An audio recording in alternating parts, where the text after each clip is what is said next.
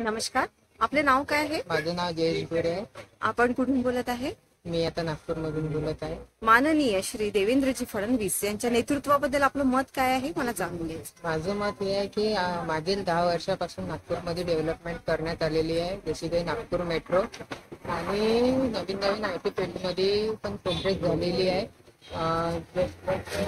इन्फोसिस हे company new आली आहे आणि IT पार्कमध्ये पण खूप कंपनी आहे, प्रोसेस बंद वगैरे वगैरे.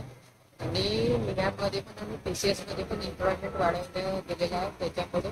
आणि नागपूरमध्ये रोड इन्फ्रास्ट्रक्चरमध्ये पण प्रगती झालेली आहे.